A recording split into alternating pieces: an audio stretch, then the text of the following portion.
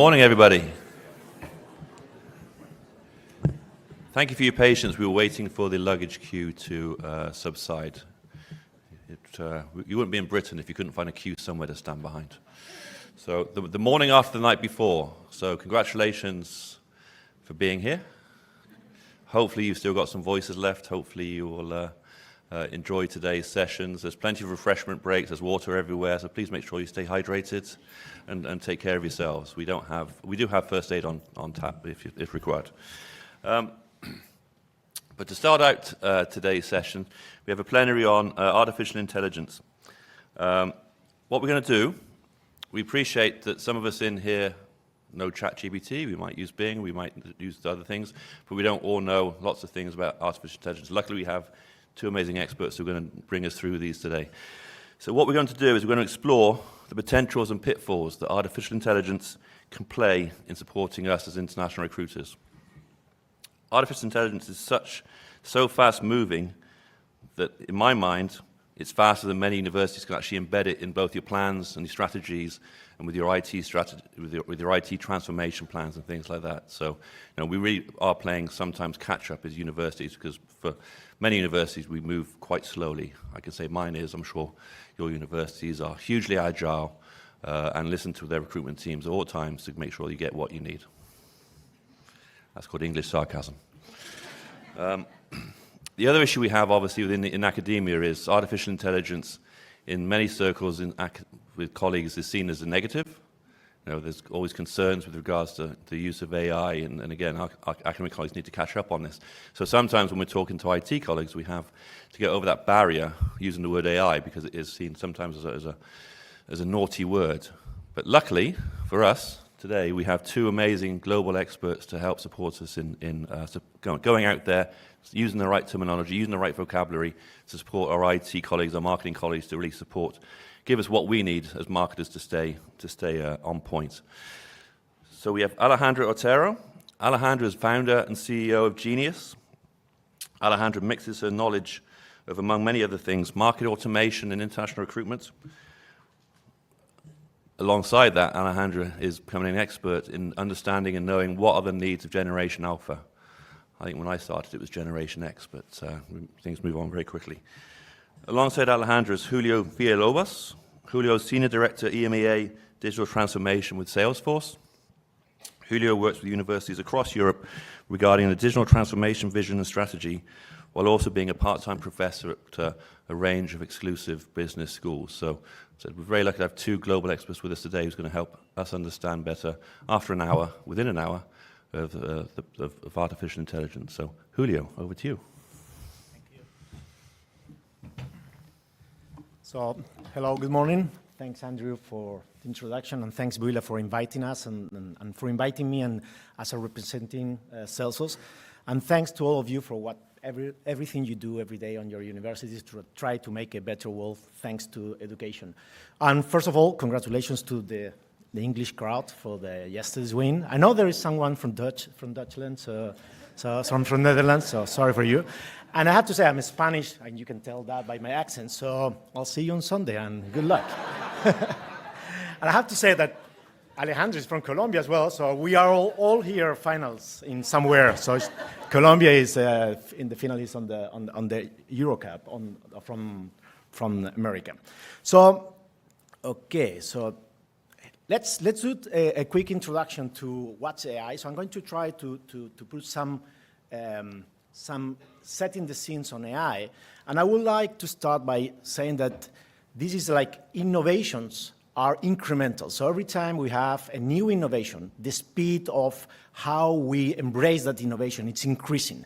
So for example, this is a slide that illustrates how much time did it take to achieve 100 million of users of the last several innovations. So we had, like Netflix, it took 3.5 years to achieve 200 million of users. But let's say ChatGPT, it only took 5 days.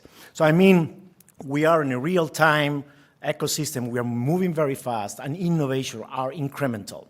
So one of these innovations, and this is the topic of today, it's AI.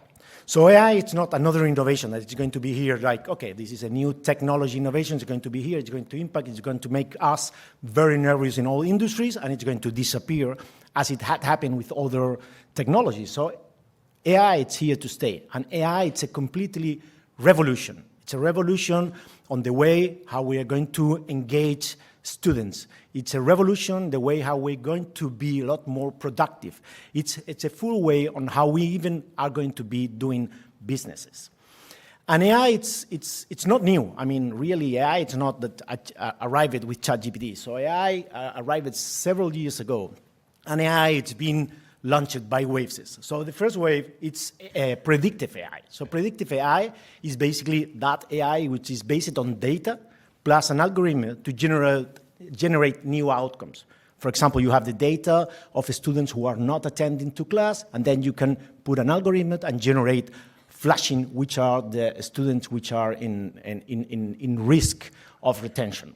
Then we move to the second wave, which is generative AI. And this is more connected to ChatGPT, to GPT models. Okay? And generative AI, it's all this data, this AI that is focused on generating new things, new text, new content, new videos, new images. Then we move, and then that's the new one that we are using a lot on education as well.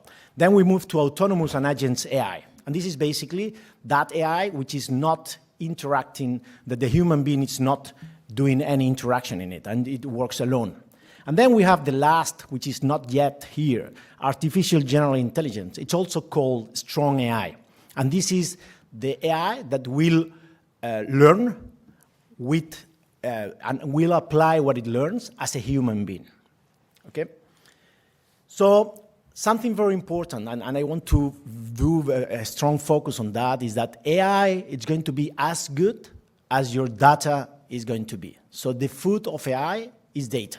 So it's impossible to generate a good AI strategy if you don't have a good AI strategy. So it's very important. You organize very well. Where are you collecting the data on all these first party, third party, and all these omni-channels? How this data is trusted, how you harmonize it, and how you use it. And I put here a CRM tool because this is how you're going to use the data and how you're going to use AI. And one of the things I want to try to focus today, and this is not because I work on Salesforce, I will pitch it anyway, that instead of thinking of building specific AI solutions, try to use those technology solutions that are embracing AI by default already. Like, for example, any CRM platform or any good CRM platform, they are already embracing AI by default. Okay, so let's see some of the reports we conduct on universities or in Salesforce, and I want to share some data. So plus 80% of the CEOs or chancellors or on universities or organizations, they are being pushed to start doing things on AI by the boards. They are starting to allocate resources. Resources, it's not only money, it's also people. But then when we go to the IT people who are the teams who has to implement those initiatives, they said they are struggling because they have too many things coming up. So one of the first things is trying to organize very well where to start, where are those use cases that really are going to connect with you to generate a better engagement with the students or a better performance of the university. And some green seeds. So when we go to those companies, to those universities that already started to use AI, we see green seeds. They say they have reduced cost, and they have been a lot more productive. And we all know, and as I will speak in first person because I've been many years working on a university as a CIO and a CMO, that we are not the most productive institutions or organizations in the world. So we have a lot to do on terms of productivity, and AI can be a great tool to do that. So once done this quick introduction, so let's see how AI applies to higher education. And this is something I'm going to start, and then I'm going to pass it to Alejandra, that she's going to land it in a lot more specific use cases. So let me start speaking about the industry. And I asked Andrew, who is the audience? And I said, the audience is basically stuff which is around the admissions part, the enrollment part, the marketing part. So I recently been in a conference like on June 26th in London about higher education marketing challenges. And I want to share with you which are the 8 challenges that I saw, that I read between the lines on that conference, because they are all connected to AI some way. So the first one, they were very concerned about recruitment. Not only about only domestic recruitment, but also international recruitment. And how we had a data that said that 50% of the admissions directors, they didn't make their number last year, globally. Okay, but then once again, AI can help a lot, and we will see it during the day, how AI can help on the recruitment goal. Then, second one is how we need to personalize our relationship with our students, and how we need to do that in a scale. We have thousands of students, so we cannot personalize one by one, because otherwise we will die in the effort. So we need to do that on the scale. And once again, in order to automatize and to personalize, AI, it's a great tool. And that connects to the second one, to automation. So how we need to automate, not only to personalize at the scale, but also to move from being reactive services providers to our students to move to be a proactive services. Then branding. So we are moving our universities from being local to compete globally. So that's why we are recruiting international students, and that's why this is one of the main challenges on UK actually. So we need to start thinking on how I need to build my brand strong on other countries, on other regions, and that's why you can use AI once again to specifically build content that resonates on these other specific areas. And then one of the challenges they said, okay, we as a CMOs are very, very focused on working on the experience and that our students are going to have when they arrive to the university. But we are not working properly on the experience that we are providing to the prospects. And most of the time, the decision to join our university or not, it's been decided because of that experience. So once again, how we are going to do that experience to prospects, it can be done or can be helped a lot with AI. If we move to the other point, to the end, alumni. Alumni, it's a key part of our in-branding and how these alumni are going to impact on future students. So once again, if you forget about your students, once they leave the university, you need to start building an engagement, a relationship with them along the years, even though they are not being part of the university anymore. That we will see later on that this is not 100% true, because now we are in a round robin thanks to lifelong learning. So once again, how you build a specific journeys with AI, with those alumni, it's very important as well. And we go to data once again. So they were very concerned about how they collect data on that omni-channel ecosystem and how they can trust that data and how they can harmonize that data in order to be used properly. And last but not least, and connected to today, they were very, very concerned on how to use AI properly for the different areas and life cycle of their universities. Okay, so once said that, and when we go, so in Salesforce, we're very lucky because we work by industries, and one of the industries we work is education, and we have around 6,000 customers all over the world, and it's probably around 1,800 higher education ones. And this is something that we find recurrently every time we speak with the university. So they share with us that the students' experience and the student expectations and their experience when they arrive to university, there is a gap. There is a gap basically because we are organized by silos, and when I said we, I mean the industry is organized by silos, not only in terms of department, but also in terms of technology. And that provides a lack of experience, a lack of personalization, and at the end, we are thinking on how we provide reactive services instead of providing proactive services. Then if we move to the technology part, why this gap is happening is basically because there is more than 30, the average, maybe one of you can say, I have 30, and the other one would say, I have 40. But the average is universities, they have 35 different IT solutions that are interacting with the student in their student journey. And most of the times, and the data says above 70%, those IT solutions are disconnected. They are disaggregated. So this is not generated what we call a single source of truth of data, a unique data that we can use properly to engage with the students or to use an AI. Then, one of the good things, and I think the main reason why we are here is because we really believe that AI can be used and can impact on all the student life cycle. Before that, the student is on the university. Meanwhile, the student is in the university, and once this student is becoming an alumni, we can use AI along this life cycle. And even though I draw that life cycle like a linear process, let me say that this is not a linear process. This is a round robin. We have to put the student on the center, or the prospect, or the alumni in the center, and we need to work around. Because that student that is going to become an alumni, it can be, again, a lifelong learner student again, or can be someone who is going to be impacting on a future student, or someone who is going to answer a ranking, or someone who can be a fundraiser for the university. I built that deck, that slide on my own, to try to summarize in a unique slide how a university works in terms of, and that slide should be written from bottom up. So in the bottom side is which are the goals of director goals, the boards of director main goals. So basically how we do students' excellence and seamless student experience to our students, how we need to be economically sustainable. It doesn't matter if we are private or public, we need to have a look on that.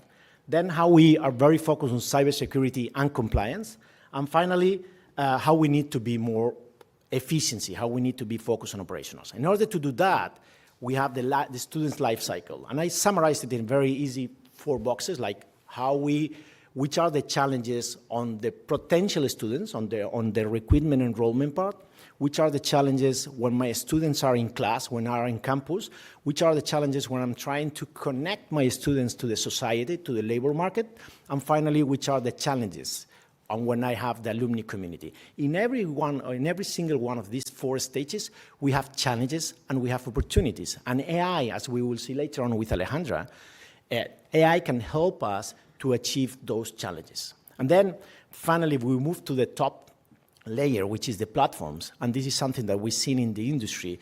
We are moving from having 50, 60, 70 different point solutions to have 4 or 5 big platforms, an ERP, a CRM, an LMS, and an SIS, that they are all interconnecting, generating that single source of data that then we can use in AI. So when we use AI through those 4 stages, AI with a good data strategy, trusted, and a CRM, the main goal is to how we can personalize in the next level, how we can move to a more automated processes, how we can learn from what we do because we have the correct data. And learning, we can predict, and then we can scale. This is one of the challenges of university, how we can scale business, how we can scale a number of students without scaling at the same way resources. So going back to AI, and remember those 4 waves. So these are the most used AIs today on our ecosystem. So it's predictive and generative. And I don't want you to think like, okay, predictive is the old AI. I don't need to use that. I need to use the new AI, which is generative. No, you need to think on AI as a global strategy of A plus B. Because there are several solutions, there are several use cases that you can embrace it with predictive AI in a very good way. And there are several other use cases that you need to embrace generative AI to embrace it, as we will see later on with Alejandra. And last, before passing it to Alejandra, I just want to share that and insist the potential of AI in higher education, because it's basically connected to our mission. So our mission is to build, make learning, to teach, to make people to move on learning. So it directly connects to the learning process. It directly connects to services, moving from reactive to proactive services. It connects on how we can be a lot more efficiency, how we can be more productive, and it connects on how we can be more data-driven organizations and how we can take data or trusted data and algorithms to take decisions and to automatize many of those decisions. So I'm going to pass it to Alejandra, that she's going to deep dive on how the proper use of AI, and then I will come back to do some case studies at the end. Alejandra, all yours. All right, good morning, everyone. Thank you, Julio, and thank you for the BUILA team for having me here today. So I hope you had some coffee, because I'm going to start with a little bit of data, so bear with me. I promise it will go as quickly as possible, and then we'll deep dive on specific case studies with Julio and some practical applications of AI for enrollment management. So starting with some data, and this is really important that we all start thinking, okay, what's going to happen in the future, okay? We're today here to say that, okay, the AI in education market is growing. Okay, but how much? So in 2022, we're talking about $2.7 billion market, and it's expected that by 2030, this would be reaching $32.3 billion. So this is a massive growth that is predicted. We're talking about AI for educational institutions being expected to save $10 billion annually by 2030. We're talking about also 78% of educational institutions actually planning to invest in AI over the next 5 years, and the fact that AI-powered education solutions have been increasing student engagement by 25%. So as we're talking about the future, this of course has an impact on upcoming generations and younger generations, who in the end are the ones who are going to be using AI to start looking for a university. So this is the impact we're trying to understand here. Of course, for staff members, this is very important now to understand how is it that you can use AI to bring it into day-to-day operations, but most importantly as well, how is it that geNEOus is going to be using AI as well to look for their studies in the upcoming years. So some more statistics. This was data from 2023, so we were in a declining enrollment. Of course, this is going to be a little bit looking better for the UK now with 2024 data. I'm going to be talking about that in a couple of slides.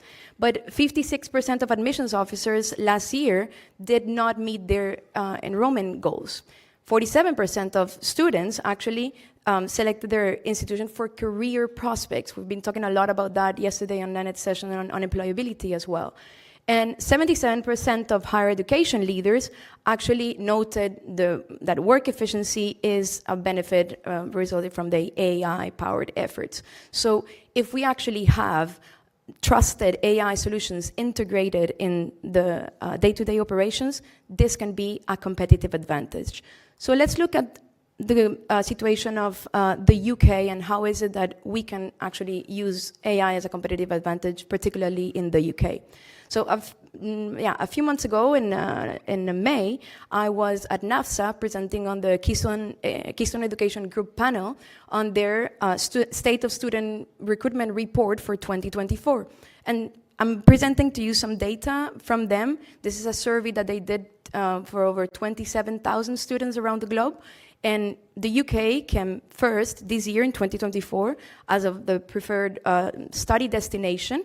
And so, okay, this is great, but let's look a little bit at the numbers and where this is coming from and how we can use this into your favor. So the UK is this year number one. Last year it was Canada. Of course, we've been talking a lot about geopolitical impact on international student recruitment, enrollment, and of course, many elements tied to immigration. So what happens in the UK is that the situation from 2022 being top one came back, and now in 2024, the UK is number one. The US has been maintaining as number two, and Canada has dropped from 1 to 3 compared to last year. But other countries are also in the mix, and Joachim yesterday was talking about the case from Sweden, and we are at a moment where we need to understand what is it that we can do and how can we power AI to make sure that students coming from countries that are actually looking for these study destinations are being delivered the right information at the right time and therefore converting in the best possible way. So this I find very interesting to see how is it that we can use AI to cope with resources management. So a lot of institutions come to us at geNEOus as an education marketing consultancy and they tell us, well, I need more leads. And my first question to them is, are you sure about that? Is it really about the number of leads, or is it about how you actually process the enrollments that you have? And so the data is showing that compared to last year, we have now a 200% increase in students actually applying to over 4 universities, from 4 to 7 on average. So how are you actually employing the different resources to be able to process these applications and understand which one is the better quality one? And depending on the target markets that you have, if you're recruiting in Africa, India, or Asia, for example, these are the geographical areas that are submitting more and more applications and just widening their options around the globe. So if I'm an institution and I'm being considered by a potential student, how do I make sure that this student comes to us? And again, we're talking about Generation Z now, but Generation Alpha is coming in our doors in about 3 years' time for the oldest ones. So we need to truly start preparing for the pace and the quality and the expectations that they have. So one of the solutions, definitely AI, to be able to power the resources that we have on site. And that doesn't mean replacing humans, that means complementing human efforts as a complement, for example, for the CRM strategy. So one very interesting fact as well is, okay, so the student journey is actually becoming longer and longer with these generations. Let's go back to thinking, who are the parents of the upcoming generation being Gen Alpha? Well, millennials. Millennials are a very tech-savvy generation, and they are the ones with the highest purchasing power. And so these parents plus the kids that will be coming in to the virtual doors in the upcoming years are actually starting to search for institutions with a longer time span. So what can we do? And I'm going to go backwards. So for the ones that are applying from researching from 24 to 48 months prior to starting their studies, well, is that a quality lead for you? You don't know, because at that point, that potential student might be taking off that precious time that your admissions or recruitment staff have at that particular moment. So what if you start thinking of AI as a support for those potential students who are looking at that for upcoming intakes? Same thing for the 12 to 24 months. Okay, they are building up their interest, but they're still considering many options. Let's remember that we talked about having 4 to 7 institutions being considered at the same time. Now, if we get closer to the intake opening, we have research time between 6 to 12 months before applying, and that, of course, is when admissions and recruitment staff start coming in the consideration phase and all of that. Well, AI can complement and deliver very personalized tactics, and we will have a proper look at what it is exactly that AI can support you with.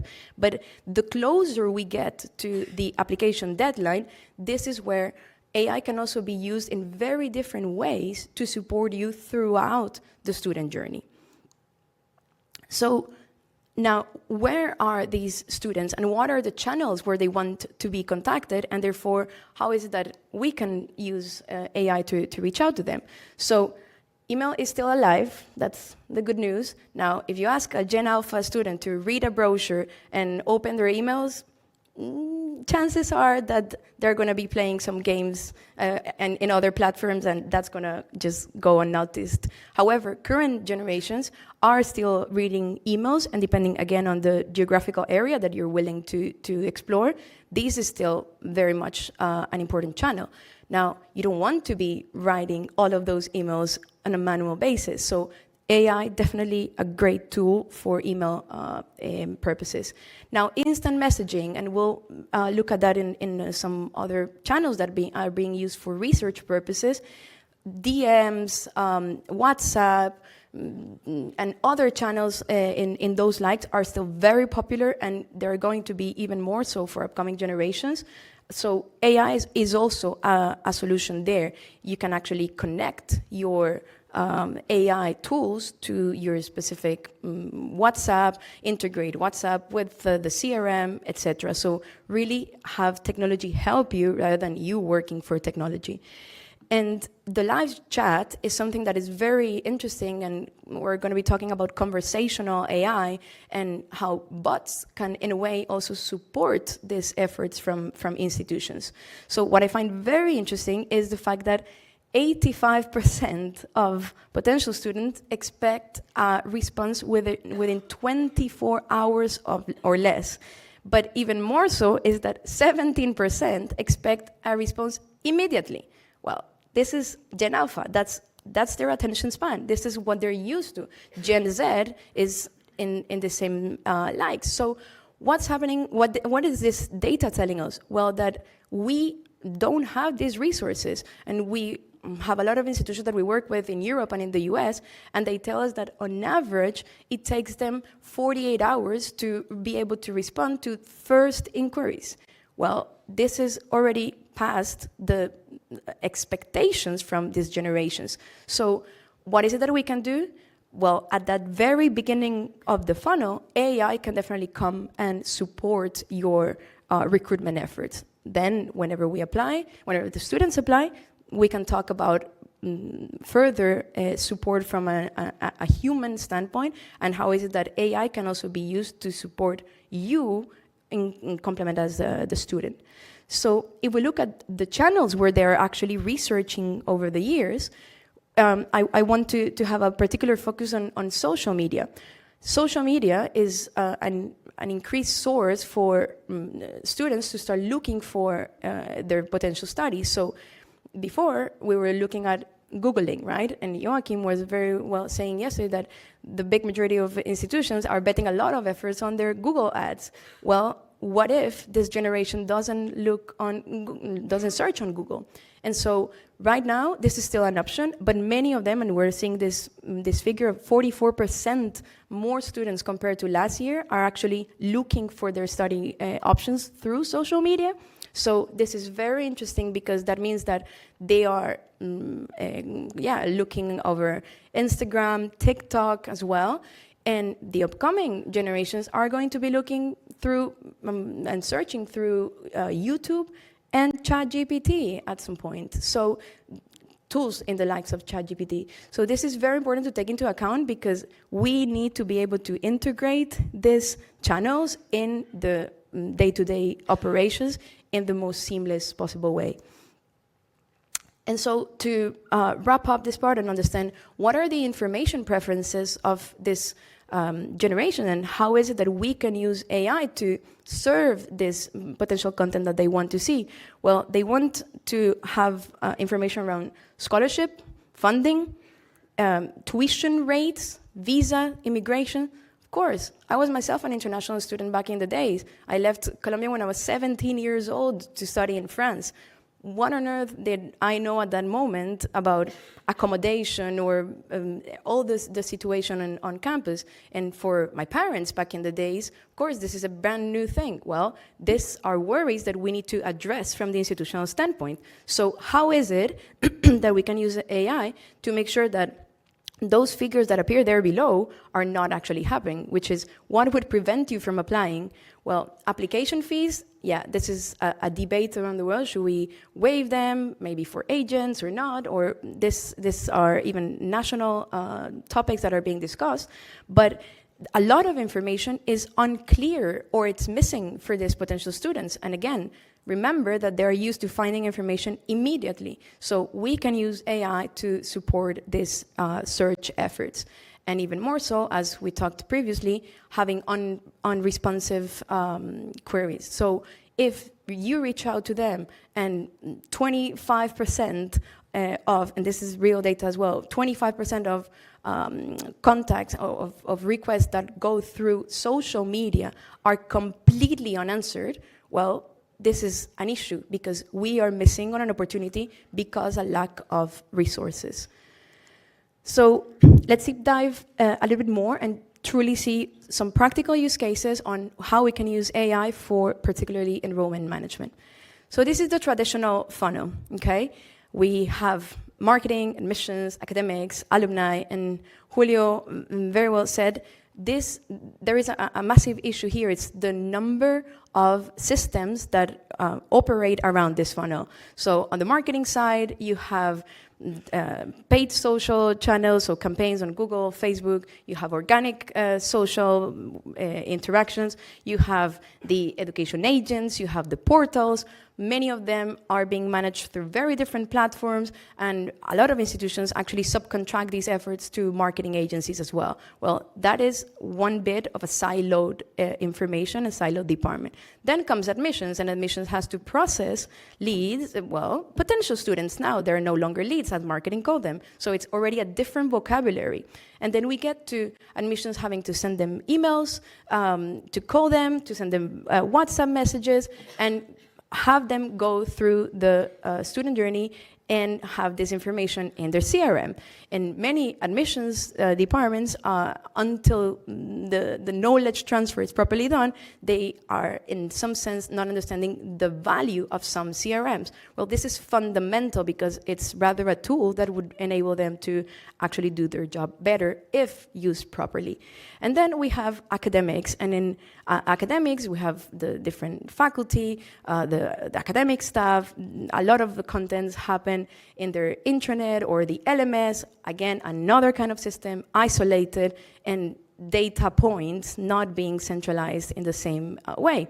And finally, we have alumni. And with alumni, there's a lot of events, platforms for supporting this the alumni around the world, the databases of their employers. And again, all of this is sitting in very different spaces. So how can we use AI to actually bridge those silos and start gathering these different data points and bringing this together to a single source of truth? And that is the CRM. So if we actually bring everything into the CRM and we rethink the student journey as a 360 degrees operation, this is no longer linear, as we were discussing before with Julio. So we can definitely reach a holistic overview of the student journey rather through a flywheel approach than a linear one. And we can have AI and data support all the operations sitting on the CRM and having enrollment management, lifelong learning success, alumni engagement, prospect marketing, and it repeats basically. So I'm going to deep dive on each of those topics. So now I'm going to start about AI-powered cases in CRM for education marketing. So we have, for example, AI-generated copy and images for ads and mass emails.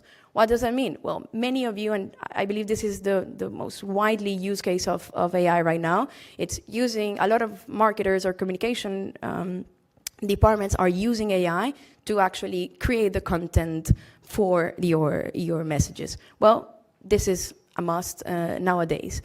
Now, AI-based branding. How do you make sure that all of your branding efforts out there are cohesive? Well, AI can definitely support you in making sure that all branding elements, fonts, colors, type, all of that is actually well crafted and coherent.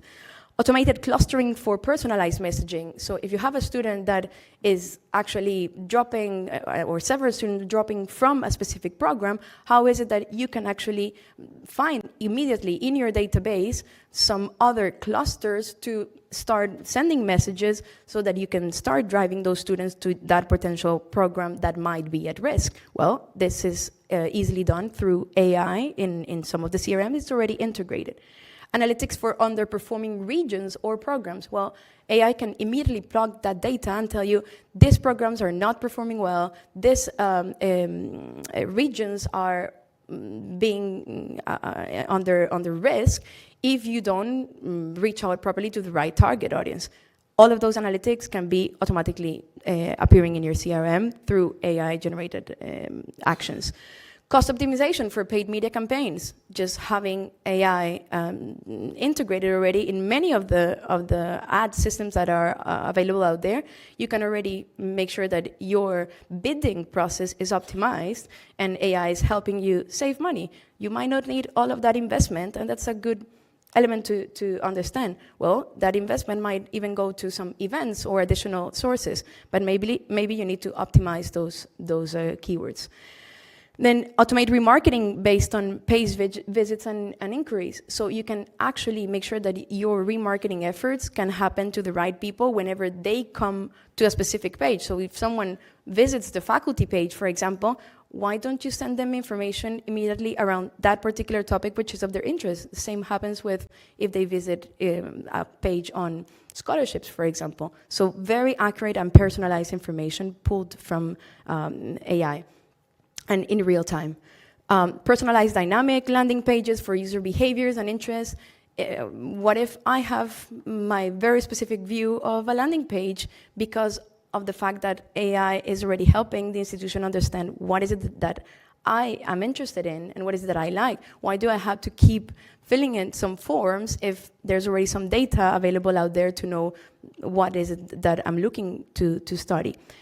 Then SEO keywords optimization, again, we're having just, the different SEO and paid media efforts being supported by AI, and transitioning from A/B testing to AI-driven insights. So before we were looking at maybe just showing different pages or different versions of pages to an international audience, well, now we can pull those AI-driven insights to make sure that the version we have is the most optimized one and applied for everyone. Now, in terms of recruitment, admissions, or enrollment, as we have that wider umbrella, we're talking about how is it that I can do intelligent lead prioritization. So in the morning, when you go to the office, who do I call first? Who do I email first? Well, if AI can actually help me through lead scoring techniques and others to really understand, well, this one is most interesting and this one is likely to convert faster, then it's just making my job easier. Personalize our reach and follow-up emails. So if AI can understand when is it that I have to send a follow-up email and everything is automated through workflows, in the sense that after 48 hours, this personalized information with personalized tokens that I don't need to write manually can be sent out and programmed from the very beginning. That's it. This is what I'm looking to develop. Then we're talking about automated conversations with low-quality leads. We're talking about being out there and able to really make sure that you spend your time with the right audience. And with that in mind, well, what if AI actually takes care of managing low-quality leads, and they filter and process this database so that whoever actually reaches you is actually with a better quality and higher chances to convert. Then FAQs being handled by bots. This is happening a lot. Now, before we had the FAQ pages, students from these generations are not reading. They're not going to scroll down the page to have the information accessible. So if you are in a website and a bot comes and pops up with the specific reply to a specific question, this is it. You're giving immediate information. An AI concierge for persuasive suggestions to potential student hesitations. This is very important. We're talking about conversational AI and even AI agents, which is how is it that an automated system can support efforts as if it was an admissions officer that can complement your targets whenever you're sleeping or you're on weekends or on holidays. Well, this can be programmed through an AI. Proactive real-time support, we're talking about making sure that AI is always available there and reaching out to students. You can program it, for example, in some websites for people who have been spending over 1 minute in a specific page. Well, pop-up message, hey, how can I help you? And it's a conversational AI on the website. Automated meeting scheduling, this is already enabled in some CRMs, just making sure that it processes easily for your leads. And then enhanced forecasting, prediction, we were talking about that before with Julio. we need to make sure that we are contacting the right leads. So how is it that we can automate the conversations as well that we are having with these potential students that the moment that we have them in a meeting? Well, AI can also create all of those transcripts. You don't need to be taking notes, and all of that sits immediately in the CRM. And making sure that AI can also analyze the reasons for missed conversions and can help you to prevent dropouts from the student journey. Well, all of that information, all of that data is already in the CRM. So AI is just pulling it for you on your favor, basically. And I'm not going to deep dive on these elements because from the understanding of the BUILA crowd, this is more towards the further stages of the funnel. So we're talking about marketing and recruitment before under the enrollment umbrella, but take into account that AI can definitely be used for lifelong learning purposes. And I'm just going to comment on the Netflix case. Netflix is, when none of our Netflix are equal. So the moment you actually access Netflix, you're giving recommendations to watch something else. Well, if Netflix is doing it and it's so successful, why aren't we applying that to enroll students in other programs that might be of their interest? So again, this is using data to make sure that we have cross-skilling and upskilling in the student journey. And in the very last part of it being alumni, well, alumni is a very important source because in some institutions, we're talking about the enrollment management finishing after students pay. Well, what if you actually extend it to make sure that alumni are these satisfied students who can then recommend you, and actually you can also use AI in that sense to, for example, connect your CRM with LinkedIn and scrape wherever they are actually working to have updates on the companies and the roles that they're having, and therefore predict whether they can also be donors or they can enroll in further lifelong learning courses. So as you can see, there's massive opportunities of applications of AI in very different sectors throughout the student journey. And if you still have any further doubts, I'll pass it on to Julio so that he can show you some very practical case studies. Thank you. Thank you, Alejandra.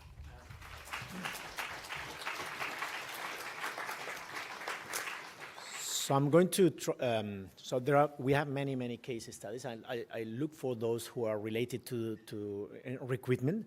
And I'm going to go a bit quickly because I'm conscious of time, but if you want to have more information about that, don't hesitate to connect Andrew, and then he will connect with me. So first of all, this is Universidad de Salamanca, which is the oldest university in Spain, and they wanted to have an increasement enrollment strategy. So how they do that, and all these logotypes that you see downstairs, sales, service, marketing, those are different solutions that we do have in Salesforce that they have embedded AI already. So how they did that increasement enrollment, so what they built a dynamic content strategy in order to connect all the data, to connect the correct student with the correct content in the correct moment.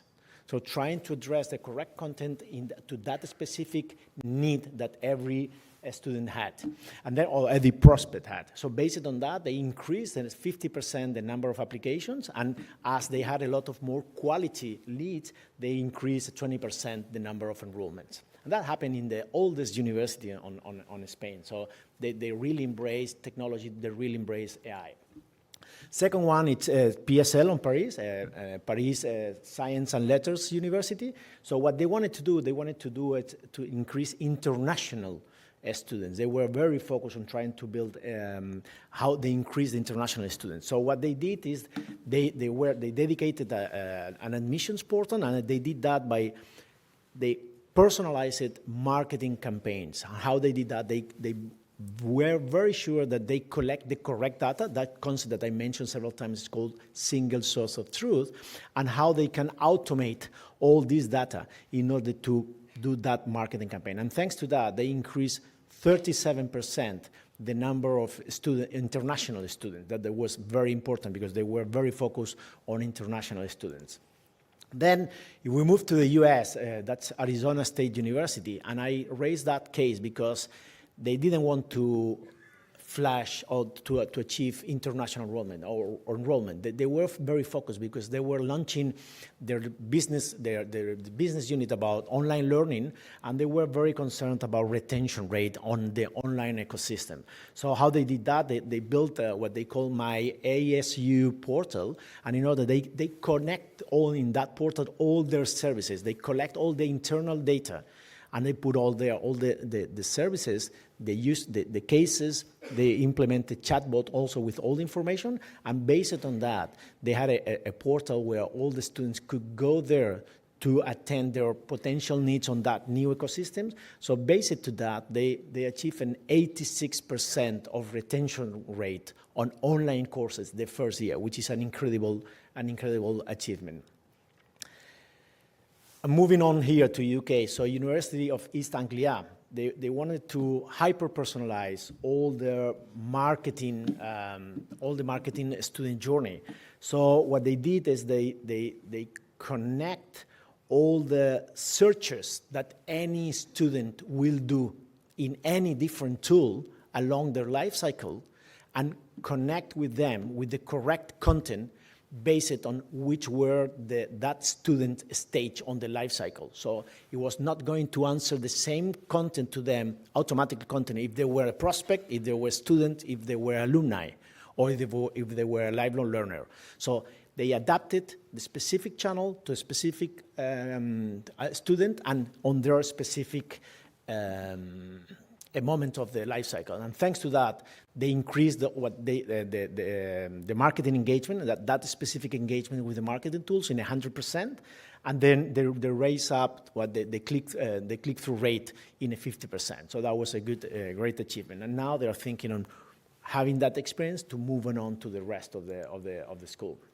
And then Said Business School, they wanted to modernize the learning experience. And they did that by 3 different strategies. The first strategy they centralized Student Hub in order to have in a unique place all the information, and that you have to understand behind every information it's data, how they collect the data, how they unify the data, how they harmonize the data. They also built a communications optimized plan in terms of trying to get rid of any duplicates emails that we all know that all these silos strategy that we do have, we send some of the times 2 emails to the same student with the same content from 2 different departments. So they optimize that communications plan. And finally, they activated a student active listening format in order they could collect all the data that what the students were saying and how from that they were embracing how to become better. So thanks to that, they increased that engagement, that perception in between 10 to 20%. And last but not least, London South Business School, which is, I think it's a great case in terms of the university of how they're using technology and AI in order to engage in a better way with the students. But I want to highlight this specific case about how they built a specific chatbot to interact with the students, how they connect all the data, not only that the data that the bot was going to use in order to provide information, but also that bot was changing the information that he was providing and how that bot was interacting with the student, depending who the student was, because that bot also had the data from the student. And those are some of the cases. As you see, data is always behind of any good case. And let me wrap up with, so last months, I have been very lucky because I've been in many different events on how data, AI, and digital strategy around the higher education. And I want to highlight which are my 5 key takeaways that it resonated to me. And I think if they resonated to me, they may be resonating to you as well. So first one, it's about digital transformation. Okay, so digital transformation, I think it's the best enable that we do have as an industry to connect challenges with opportunities, challenges that we have seen in every single part of the student life cycle with opportunities. But beyond that being the connecting tool that connects the dots. I think digital, it's becoming part of the offering that we do have as a universities. Our students are expecting to have a great digital experience, and not only great digital experience online, but the great digital experience meanwhile they are on campus. So definitely I can say that in a very convinced way, digital is becoming part of the offering, and we need to understand that. Second point, it's AI, as we've seen with Alejandra. So AI is here to stay. AI is here to help us how to improve on operations, how we become more efficiency, more productive, more optimized universities. Second, how we can provide a more personalized engagement with our students along their life cycle, and also how we can move from reactive to proactive services. And finally, how we need to embrace change management in our universities, how we need to humanize technology in order to do a better adoption. And one of the things I see in many universities, some of the staff says, oh, if I let AI enter on my role, I'm going to be laid off. AI is going to take my role. So I want to share with you what I speak with every single chancellor or human resources. They said, we are not going to lay off someone who knows how to use AI. And this person that knows how to use AI is going to be promoted. What we are going to lay off for sure is people who doesn't know how to use AI. So you don't need to be an expert on AI, but you need to know how to use AI for your role. And this is one of the key things that I want to share with you. Then data. We've seen data many times during that hour. So first thing, we need to understand how to get that single source of truth. Where is the data? How I can collect that data? Where I can collect that data on the first-party data, third-party data, on all the channels, omni-channels. Then how I govern, how I create a governance model from that data, from where is the model that I want to build around data. Third, we need to be compliant. We need to be aligned with all the laws, GDPRs. You know, they are changing in a very fast way, and they are different in Europe than in America, so we need to be very compliant around laws. And finally, and this is starting to happen in universities, we need to build like an ethics team that what are we going to do with that data, which is the less amount of data that we can collect in order to do things properly. Education, I'm very positive on AI on education. And why I says that, so there is a report on McKinsey that you can search, or if you connect to me, I can send it to you. They research on all different industries and to see which are the industries that are going to take more profit of AI. And I'm happy to say that education, it's on top 5 of those industries. And why? And this, I think there is a historical depth on investment on technology on our industry. But second, and we've seen it today, because AI can impact, can help in every single step of the student life cycle and also how we operate as a universities. And then, and I know that this point that I'm going to say is a bit conflict. I know the students are students, but students, they don't mind to be treated as students in class, but they want to be treated as a customer outside class. And AI can be definitely the ultimate tool that it can help us to do that change, to start treating students as customers outside class.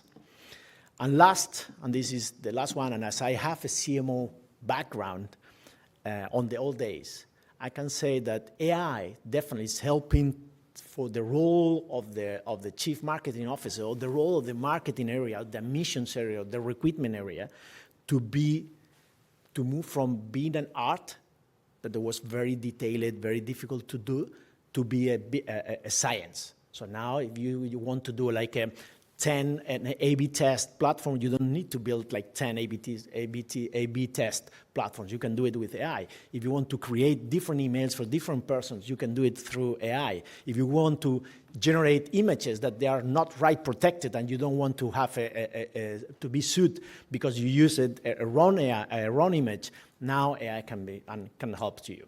So those were the 5 key takeaways that it resonated definitely to me through those weeks that I've been around the world on several conferences, and I wanted to share with you. And I think, Alejandra, we want to do you want to do a Q&A, or before we wanted to do we want you to take a picture to that QR and to share with us what it resonates, or how are you feeling priorities in your universities. So unfortunately, we don't have time for Q&A at this point. We do have obviously some questions within the app, so we'll be sure to get the answers for those and be sharing with you at the time of the slides. Please do we'll wait one more minute, but please do take a photo of that and then feedback using Slido. Just to quickly wrap this up, I think there's two things from me very, very quickly on these, and we'll thank Alejandra and Julio in a second. First thing is, as I said at the beginning, this is really for us to go back and challenge our colleagues at universities.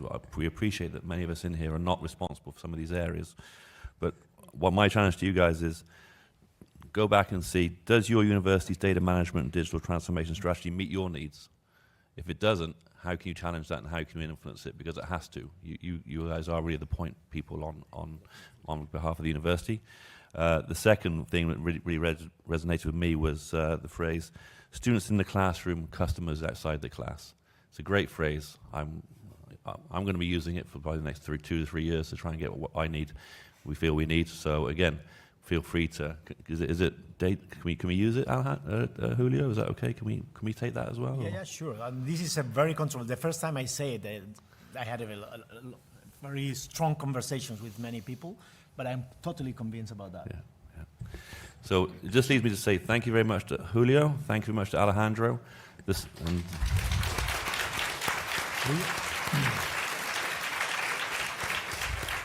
you mind if we take a selfie on the other way, so I can, yeah? Okay, so Alejandro, you want to join me? So I'll take it like it's a regard. This is what Gen Alpha would do. Trying to